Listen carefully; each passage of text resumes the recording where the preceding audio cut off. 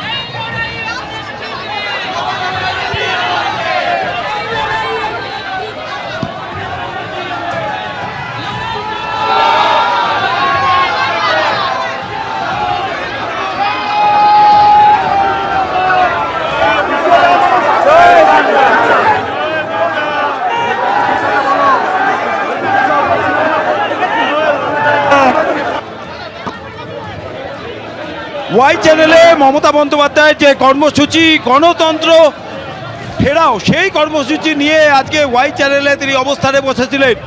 কিন্তু সেই মমতা বন্দ্যোপাধ্যায় ওয়াই চ্যানেলে আসতেই কিন্তু চরম বিশৃঙ্খলা দেখা যায়। এখানে দেখতেই পাচ্ছ ছবিটা, সংখ্যায় খুব বেশি না হলেও তৃণমূল কর্মীরা এখানে উপস্থিত হয়েছেন, কিন্তু সেই তৃণমূল কর্মীদের নিয়ন্ত্রণ করা যাচ্ছে না।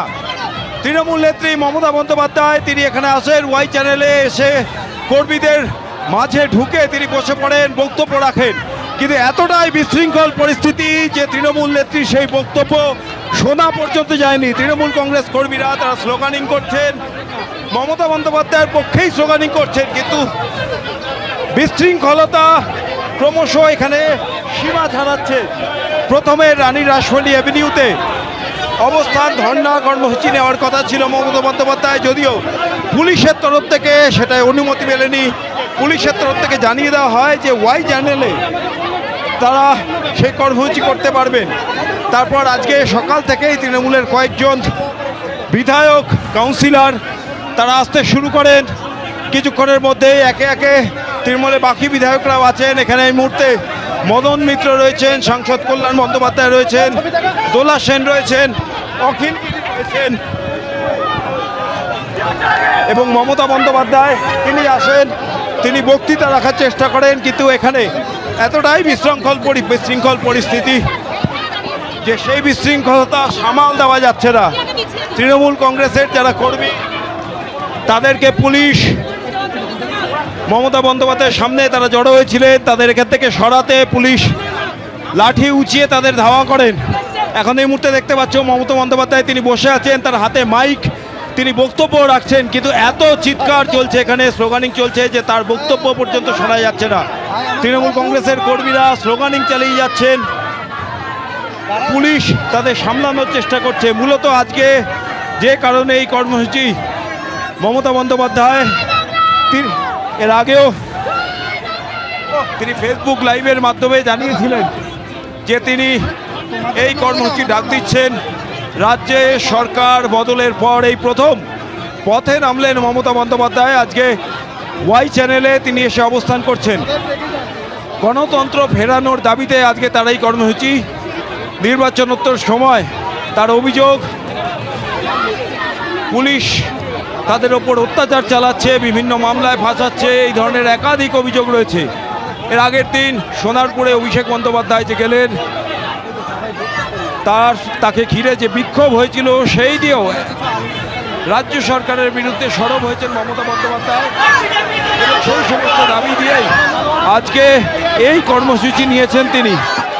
যদিও একদিকে যখন তৃণমূল কংগ্রেস ক্রমশ ভাঙছে, দলের অন্দরে বিদ্রোহ বাড়ছে, দলের বিরুদ্ধে একে একে নেতারা সরব হচ্ছেন, দলের সঙ্গে ক্রমশ দূরত্ব বাড়ানোর চেষ্টা করছে, ঠিক সেই সময় মমতা বন্দ্যোপাধ্যায়ের এই কর্মসূচি দলের অস্তিত্ব রক্ষা করার লড়াই বলা যেতে পারে।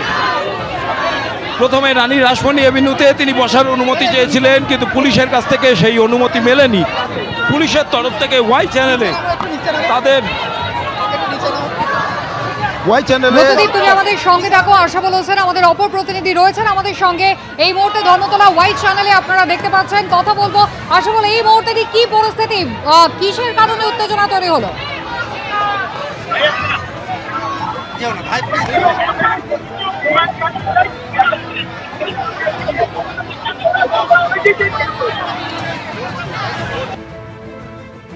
দেখো, মমতা বন্দ্যোপাধ্যায় নির্বাচনের পরে প্রথম তিনি পথে নামলেন এবং পথে নামার পরই আমরা দেখতে পাচ্ছি সাধারণ মানুষের মধ্যে কিন্তু ব্যাপক সাড়া লক্ষ্য করা যাচ্ছে। কার্যত জনতার হাতে বন্দী মমতা বন্দ্যোপাধ্যায়, কাছাকাছি যাও কার্যত মুশকিল হয়ে দাঁড়াচ্ছে। এবং তুমি জানো যে গতকাল থেকেই এই মমতা বন্দ্যোপাধ্যায়ের এই সভা অবস্থানকে ঘিরে কিন্তু একটা টানাপোড়েন শুরু হয়েছিল।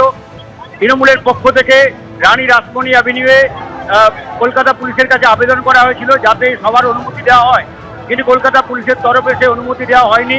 ওয়াই চ্যানেলে তাদের অবস্থান বিক্ষোভের অনুমতি দেওয়া হয়েছে, কিন্তু এখানে কোনো মঞ্চ বাঁধার অনুমতি দেওয়া হয়নি। ফলে মমতা বন্দ্যোপাধ্যায়কে দেখা যাচ্ছে তিনি একটা রেলিংয়ের ওপর কার্যত একটি রেলিং এবং একটি শেড আছে, সেই শেডের কাছে তিনি বসে রয়েছেন এবং দলের অন্যান্য নেতারা তারা বসে রয়েছে সেখানে।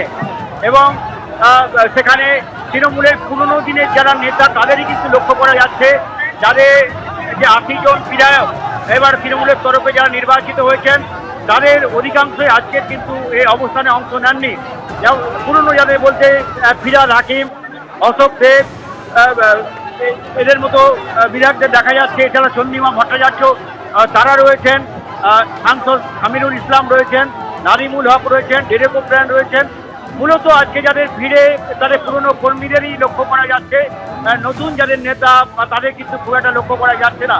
তবে মমতা বন্দ্যোপাধ্যায় তিনি আজকের যে অবস্থান বিক্ষোভের ডাক দিয়েছেন তার মূল লক্ষ্য ছিল যে অভিষেক বন্দ্যোপাধ্যায়ের উপর আক্রমণ এবং তার অভিযোগ যে তাদের পার্টি অফিস খুলতে দেওয়া হচ্ছে না, বিভিন্ন জায়গায় তৃণমূলের পার্টি অফিস তারা ভেঙে দেওয়া হয়েছে, কর্মীরা আক্রান্ত হচ্ছে, তাদের নির্বিচারে জেলবন্দি করা হচ্ছে।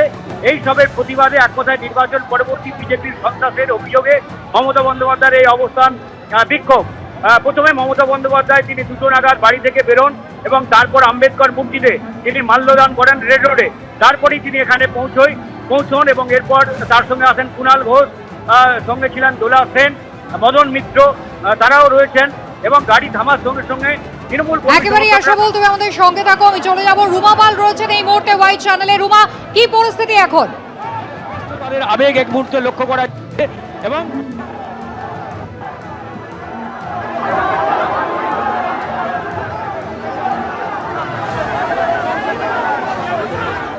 বলবার চেষ্টা করছেন। তবে অন্যদিকে জানিয়ে রাখি, ওনার যে কর্মী সমর্থকরা, বেশ কিছু জন কর্মী সমর্থক এসে জমা হয়েছে এবং সেক্ষেত্রে কিছু বিধায়কও তার সঙ্গে রয়েছেন। এই মুহূর্তে ওয়াই চ্যানেলে তিনি রয়েছেন, তিনি অবস্থান করছেন এবং কিছুক্ষণ আগেই দুপুর 2টার সময় তিনি বাড়ি থেকে বেরোনোর পরও কিন্তু তাকে জিজ্ঞাসা করা হচ্ছিল, কিন্তু যদিও কোনো তিনি প্রশ্নের উত্তর দেননি। তারপর দেখা যায় তিনি আর আম্বেদকর মূর্তি পাদদেশে মাল্যদান করেন এবং তারপর আবার চলে যান তিনি একদম গান্ধী মূর্তির পাদদেশে চলে যান, সেখানে মাল্য অর্পণ করেন এবং তারপরে চলে আসেন ঠিক ওয়াই চ্যানেলে। তার দেখো, এই 4 তারিখের পর 4 মের পর কিন্তু এইভাবে কিন্তু একদম তিনি এই পথে নামলেন এবং এই মুহূর্তে দেখা যাচ্ছে তিনি ওয়াই চ্যানেলে রয়েছেন। বেশ কিছু কর্মী সমর্থক রয়েছে, তবে এটাও ঠিক চারিদিকে কিন্তু পুলিশও কিন্তু রয়েছে 6 লাখ বলা যেতে পারে, কারণ পুলিশও কিন্তু সতর্ক রয়েছে যাতে কোনোভাবে যে কোনো বিশৃঙ্খলা না তৈরি হয় সেদিকে কিন্তু লক্ষ্য রাখছে। এবং যেহেতু ওয়াই চ্যানেলে রয়েছেন এই মুহূর্তে একটা বলা যেতে পারে যে কর্মী সমর্থক আগেকার মতো অবশ্যই সেরকম কর্মী সমর্থক দেখা যাচ্ছে না, তবে তুলনামূলকভাবে বেশ কিছু কর্মী সমর্থক এসছেন, বিধায়ক এসছেন, তার পাশে রয়েছেন এবং এখানে অনেকেই স্লোগান তুলছেন। পুলিশও রয়েছে যাতে কোনোভাবে ওয়াই চ্যানেল যে কোনোভাবে বিশৃঙ্খলা না তৈরি হয় সেই ক্ষেত্রে কিন্তু চারিদিকে আমরা দেখতে পাচ্ছি যে পুলিশে 6 লাখ রয়েছেন, তারা কিন্তু একেবারে বলা যেতে পারে যেখানে ওয়াই চ্যানেলে যেখানে মমতা বন্দ্যোপাধ্যায় রয়েছেন সেখানে যেমন রয়েছে, যেখানে কর্মী সমর্থকরা এসে হাজির হয়েছেন সেখানে রয়েছেন। পুরো জায়গায় দেখা যাচ্ছে যে এখানে কিন্তু একটা ব্যারিকেড তৈরি করে দেওয়া হয়েছে যাতে কোনোভাবেই যাতে কোনো বিশৃঙ্খলা না তৈরি হয়।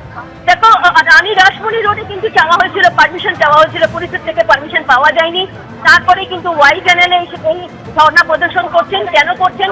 যেহেতু তাদের অভিযোগ রয়েছে যে তাদের সাংসদ এবং বিধায়কের ওপরে কিন্তু হামলা চলছে এবং তৃণমূলের পার্টি অফিসের ওপরে হামলা চলছে বা তাদের কর্মীদের ওপরে পোস্ট ভায়োলেন্স চলছে, এই অভিযোগে নিয়ে তিনি কিন্তু আজ পথে নেমেছেন।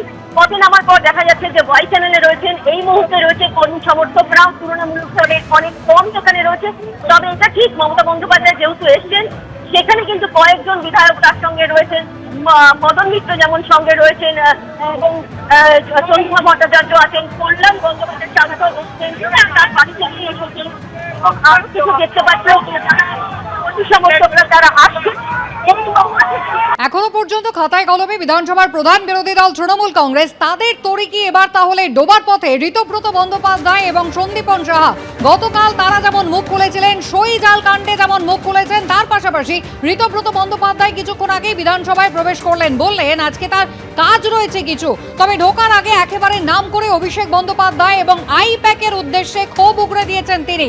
আইপ্যাক আসার পরে মমতা বন্দ্যোপাধ্যায়ের তরি তৃণমূল কংগ্রেসের একেবারে কর্পোরেটাইজেশন হয়ে গিয়েছিল, হাতের বাইরে চলে গিয়েছিল, হাইজ্যাক করে নিয়েছিল আইপ্যাক, এমনটাই অভিযোগ করছেন ঋতব্রত বন্দ্যোপাধ্যায়।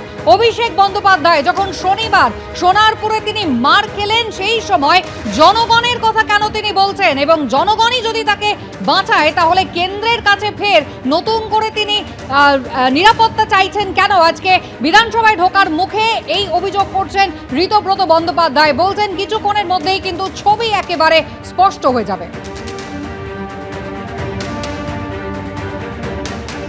আমার থেকে বিরাট বড় নয়, অল্প বড় আমার বড় দাদা, সেই বিধায়কের নাম বলার সাহস আমি এখনো সঞ্চয় করতে পারিনি, কারণ তার যাতে বিপদ না হয়। যদি বুঝি তার বিপদ হবে না, তিনি আমায় কাল রাতে ফোন করেছিলেন। কতদিন যোগাযোগ করছেন? শেষ করিনি, তিনি আমায় রাতে ফোন করেছিলেন। আমি জিজ্ঞাসা করলাম, বললো না এখনো নয়, যেদিন বলবেন তার নামও বলে দেবো, তার পারমিশন ছাড়া বলবো না। যাকে দেখে আমরা সাহস পেয়েছিলাম যে না বসে আছে, গ্যাঁট হয়ে উঠে দাঁড়াচ্ছে না। কিন্তু অনেকে নাম বলতে বারণ করছে, কিন্তু সই তো করছে। আমি এই শোয়ের ব্যাপারে কিছু জানি না। কতজন যোগাযোগ করছে ঋতব্রত এরকম? আমার সাথে তো সবারই যোগাযোগ থেকে, আমার দুটো ফোনে 24,000 নাম্বার আছে, তুমি দেখে নিতে পারো। কতজন বিধায়ক যোগাযোগ? হ্যাঁ? তৃণমূলের কতজন বিধায়ক আপনার সঙ্গে আমার সাথে আলাদা করে সকাল থেকে সন্দীপনের কথা হয়েছে, আর কোনো বিধায়কের না, আর কোনো বিধায়কের কথা হয়নি, শুধু সন্দীপনেরই কথা হয়েছে। আই ক্যানট ফুয়েল স্পেকুলেশনস, আমি স্পেকুলেশন ফুয়েলও করবো না। I live for this day. আজকে যা হবে তোমরাও দেখতে পাবে, কালকে যা হবে তোমরাও দেখতে পাবে, পরশু যা হবে তোমরাও দেখতে পাবে। বহিষ্কৃত তৃণমূল বিধায়ক ঋতব্রত বন্দ্যোপাধ্যায়, বিদ্রোহী ঋতব্রত বন্দ্যোপাধ্যায় কিছুক্ষণ আগে বিধানসভায় প্রবেশ করেছেন, আর তার ঠিক পরেই কিন্তু রাজ্যের পূর্ণমন্ত্রী তাপস রায় তিনি ঢুকেছেন বিধানসভায়। তার আগে একেবারে ইঙ্গিতপূর্ণ পোস্ট করেছেন, তৃণমূল কংগ্রেস ভেঙে চুরমার, মহারাষ্ট্রের মতো অবস্থা হবে তৃণমূলের। প্রায় 50 জন তৃণমূল বিধায়ককে নিয়ে বিধানসভায় পৌঁছে গেছেন ঋতব্রত বন্দ্যোপাধ্যায়। খেলা হবে, ইঙ্গিতপূর্ণ পোস্ট মন্ত্রী তাপস রায়।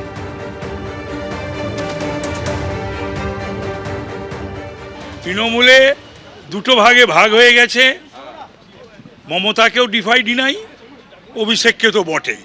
তো এরকম একটা পরিস্থিতি সৃষ্টি হয়েছে। পার্টির রেজাল্ট 1 মাসও হয়নি, এখনও বাকি আছে আরও 2 দিন, তাই না? তো সুতরাং এটা অনিবার্য ছিল, এটা হওয়ারই ছিল এবং এটা হবে, এটা ঘটবে। তার কারণ তৃণমূল কংগ্রেসটা পলিটিক্যাল নায়ক নায়িকা, গায়ক গায়িকা, পশ্চিমবাংলার বাইরে একটা বাংলার দল, তার আবার সর্বভারতীয় দেখাতে গিয়ে গুজরাট থেকে, দিল্লি থেকে, বিহার থেকে, বিভিন্ন জায়গা থেকে সমস্ত অরাজনৈতিক লোকদেরকে নিয়ে এসে এই সমস্ত রাজ্যসভা লোকসভায় পাঠানো।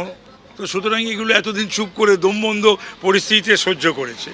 তারপর এখানেও পশ্চিমবাংলাতেও ওই যদি দেখা যায় councillor, chairman, MIC, CIC, mayor, তারপরে মন্ত্রিসভায় যারা যারা রয়েছে তারা তো অরাজনৈতিক, রাজনীতির লোকই নয়। একটা আধটা হয় ঠিক আছে, তো গন্ডায় গন্ডায় হলে সেই রাগটা, ক্রোধটাই পরিপ্রকাশ ঘটছে। আমি জানি না দেবে কি দেবে না, আমি জানি না। আমি ভেতরে ঢুকবো, খোঁজখবর নেবো, তো নিশ্চয়ই নেওয়ার চেষ্টা করব।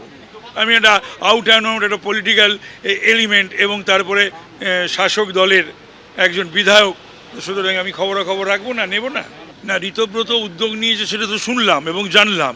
এবার ঋতব্রতরা জমা দিক সেক্রেটারিটা, আজকে স্পিকার নেই, তারপরে স্পিকার সেটা পাওয়ার পরে তিনি যে সিদ্ধান্ত নেবেন।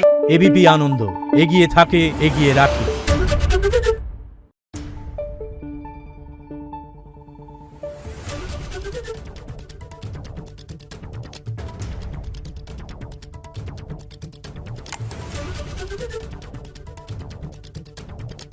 Thank you.